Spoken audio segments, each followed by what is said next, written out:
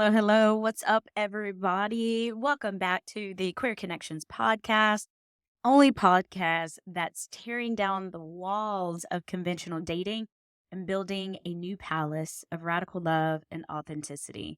For those of you that don't know me, I'm Kita, your queer dating coach, and today we're going to talk about the silent killer of genuine connections, and that is people pleasing. Today, specifically, we're talking about the yes trap.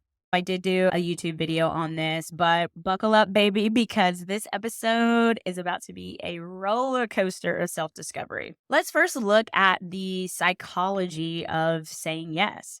Saying yes activates the brain's reward system. So here comes our friend dopamine again, the feel good hormone that we have. It's like a mini high, and we all love that. But the dark side to that is that the dopamine rush can actually become addictive.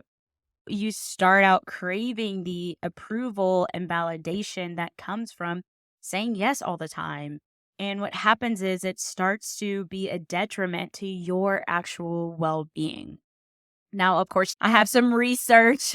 Research shows that chronic people pleasers often struggle with low self esteem, anxiety. And I will say that I have that because, look, I'm making this content for me just as much as I'm making it for you. So, anxiety is huge. I have a lot of it. It also leads to my insomnia. But again, I have a history of being a people pleaser, but it can also lead to depression. And you may be thinking, why? Because every time you're a yes, when you want to be a no, you are giving away a piece of yourself. You're sacrificing. And like I mentioned in my videos on my TikTok, it really is a constant form of self abandonment. You're essentially telling yourself that your needs, your time, and your well being are less important than someone else's. And one thing I like to touch on is that means you're also constantly telling your inner child, your inner teenager, that what you want, what you need, what you value, what you desire doesn't matter. And you reactivate that pain and that trauma that you experienced when you were a kid. And I think that's like the thing that we don't really take into consideration. We want to say the yes to keep the peace, but you don't have peace within yourself. Okay. I'm going to say that again. You may be trying to keep the peace on the outside, but you don't have peace within yourself. And no matter what relationship that you're in, right? Because we're always going to talk about dating and relationships. No matter what relationship you're in, friends, family, romantic, you were always in a relationship with yourself. You don't get to take a break from yourself. You're always with you, right? Unless you disassociate. But even then, right? Like you can't escape who you are. If you want to have peace anywhere, you want to have it within yourself. Okay. Remember that when we think about abandonment, we're reactivating that abandonment from when were a kid. But you're basically essentially telling yourself and that inner child and that teenager that, yeah, like that, it doesn't matter. Like what you want doesn't matter. What you need doesn't matter. All right. Let's talk about a little bit about how saying yes takes a toll on your romantic relationships. When you're always saying yes, you're not being honest. Okay. But it's not just about being dishonest with other people. You're being dishonest with yourself, like I just talked about. And what that does, it builds resentment, it erodes your trust, and it creates a breeding ground for this just like emotional overwhelm because you can't keep up the yes all the time. That's when the overcommitment comes in. But going back to this aspect of trust, when people talk a lot about how they can't trust somebody else, it's not necessarily about other people. Because when you're dating, think about it. When you're dating and you're in a relationship and you like know that you saw this red flag or you knew that you shouldn't have been in a relationship with this person.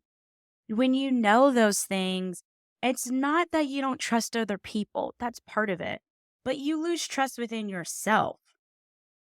Like, you start to second guess everything, or you get paralyzed anytime you have to make a decision or make a choice.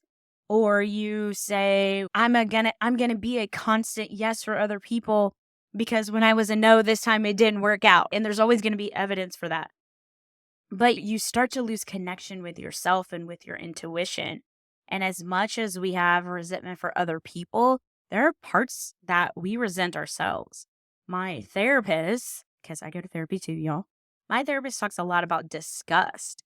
And I have had to look at disgust and how I get disgusted with the things that I do, or I get disgusted with the choices that I make or didn't make. And when you see the movie Inside Out, they disgust is there and we know about disgust, but it's only in reference to like food or clothing. But we don't think about how we really can be disgusted with ourselves. And that comes from this lack of trust and it comes from the resentment building. So if I think I'm going to dig in a little bit further on disgust at some point in time because it really has been this fascinating thing that I got present to in my therapy sessions. And yeah, please let me know in the comments below if that's something that you want to touch on because it's definitely intriguing for me.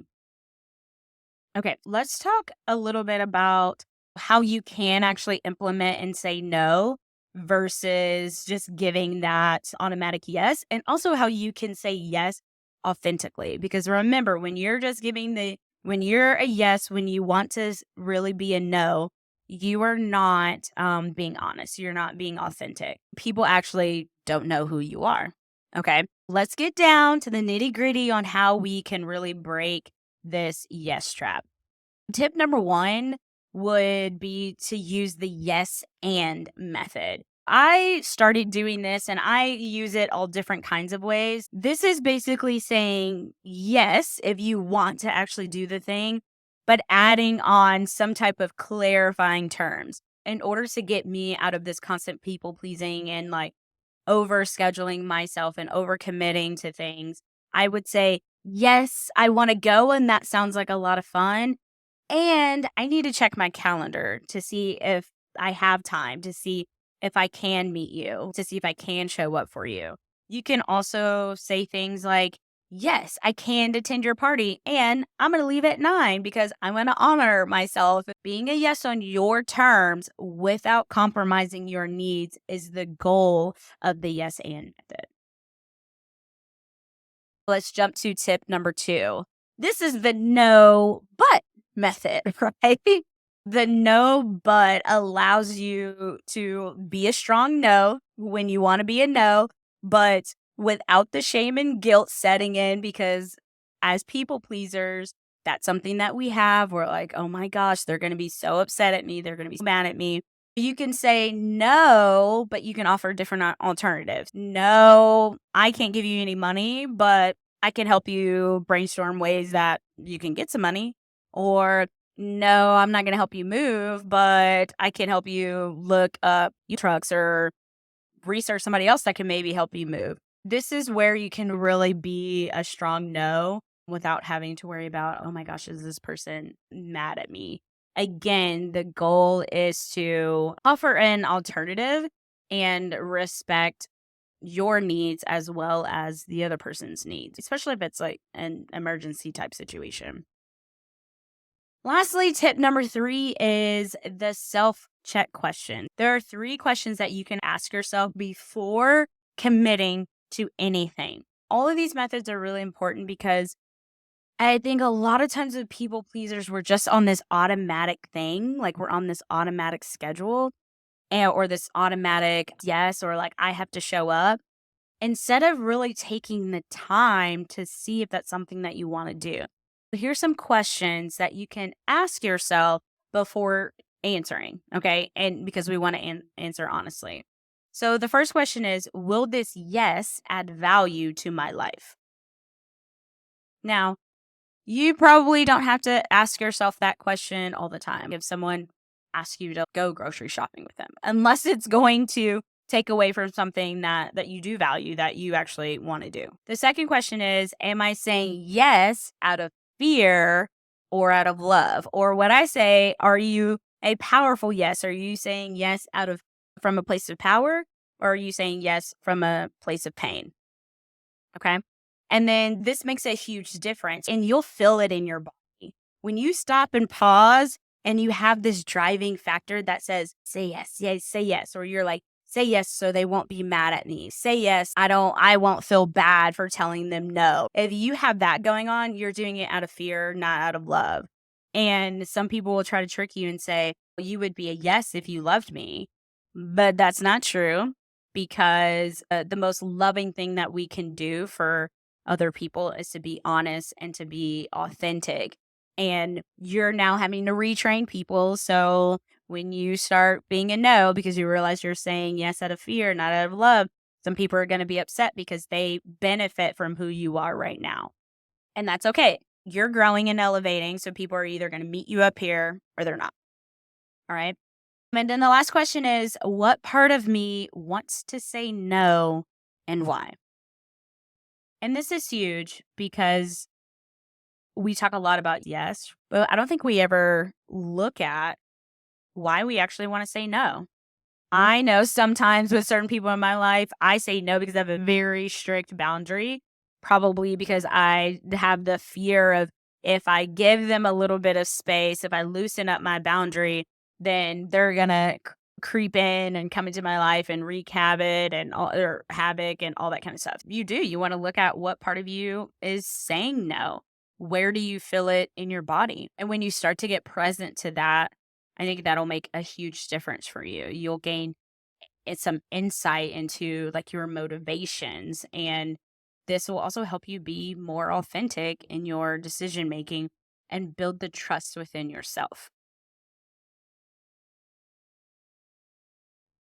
All right, y'all. That's people pleasing episode number 1. But I'm going to give you the ultimate game changer. I can give you all these tips and this insights, but you know me, I'm all about action. Today, I'm introducing to you the inner circle. And this may not be the first time that you've heard about it if you've been on my social media. This is a community that I am creating. And for those of you that have been with me before, yes, I have created a community before and taken a break and all that, but this is for those people pleasers. I'm coaching people on just gaining like infinite worth, because you're worthy of so much more. You're worthy to say, hey, this is what I need and this is what I desire. And you're having your feelings validated, and to be able to trust yourself. Like, you're worthy of that.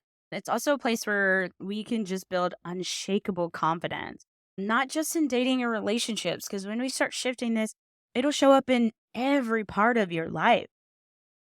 I think sometimes we get really one track minded of, I don't need help in my relationships, or I don't need help in dating. I'm taking a break right now, so it's not a big deal. But that confidence, that's on multiple areas of your life. Being able to build that up. And then obviously I'm giving you like tips and strategies and tools and one-on-one coaching. If you can't like afford like the big one-on-one coaching, this is a place where you can get that coaching from me. That's where I'm going to house all my courses. And then we have the community.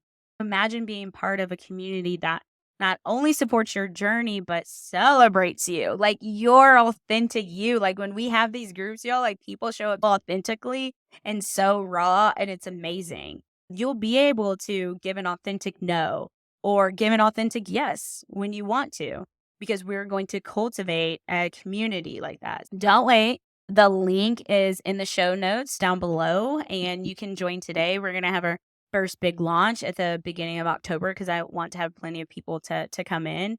But trust me, that group is amazing. And if you're single and you're looking today, when I've had groups before, people have connected and it's been beautiful and magical, and they're still together to this day. Even if that's your only incentive, hey, let's do it, right? I love you all. And remember that a no is just a yes to yourself. Until next time, have enough courage to trust and love one more time, and always one more time. Love you all. Peace.